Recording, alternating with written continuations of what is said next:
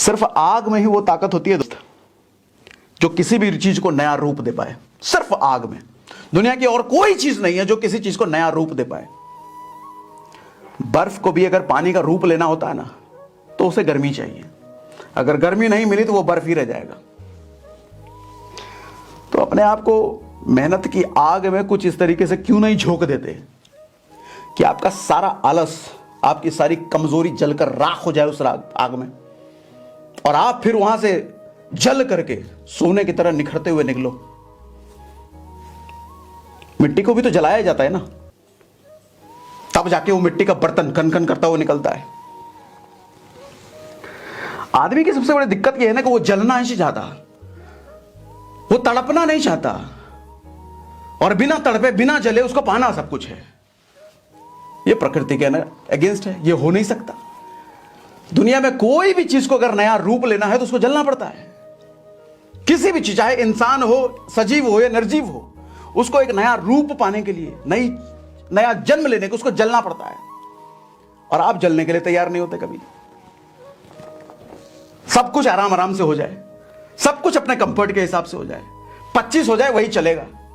Sir अगर 25 के लिए संघर्ष कर रहे हो तो वो भी आराम से नहीं होगा, वो भी आराम से नहीं होगा, उसके लिए भी संघर्ष है। संघर्ष तो है, संघर्ष से नहीं छूट सकते। चाहे 25 का रखो तो 25 के लिए संघर्ष करोगे, 25 लाख का रखो तो 25 लाख के लिए संघर्ष करोगे। जैसा लक्ष्य वैसा संघर्ष, संघर्ष हो लेकिन नहीं बचोगे, ये तय है दोस्त।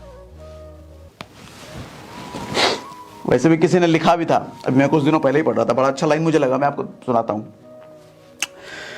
कहते हैं लोहा जितना तपता है उतनी ही ताकत बढ़ता है, सोने को जितनी आग लगे वो उतना प्रखर निखरता है, और हीरे को जितना धार लगे वो उतना और चमकता है, और मिट्टी का बर्तन जितना जलता है तब जाके वो और खनकता है।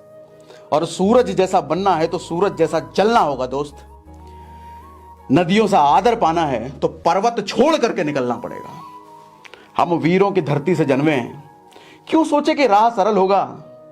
कुछ ज्यादा वक्त जरूर लगेगा लेकिन संघर्ष जरूर सफल होगा। मिट्टी का बर्तन जलता है तभी तो वो खनकता है। हीरे में जितनी ज्यादा धार लगती है वो उतना ज्यादा और चमकता है। सोने को जितना जलाओ जितना जलाओ जितना जलाओ वो उतना और ज्यादा चमकता है। नदियों की पूजा होती है हमारे यहां, गंगा जमुना सरस्वती, लेकिन उन नदियों की पूजा इसलिए होती है कि वो पर्वत का कंफर्ट जोन निकल करके वो बहती हैं। पर्वतों के बीच में रह करके वो आराम से रहती, बहने की क्या जरूरत थी।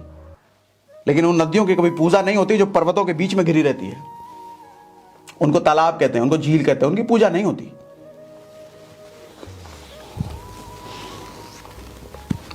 कहते हैं हम तो वैसे ही वीरों की धरती में जन्मे हैं, एक से एक वीर, शिवाजी, भैया भगत सिंह, तानाजी, एक से एक वीर, महाराणा प्रताप, एक से एक वीर।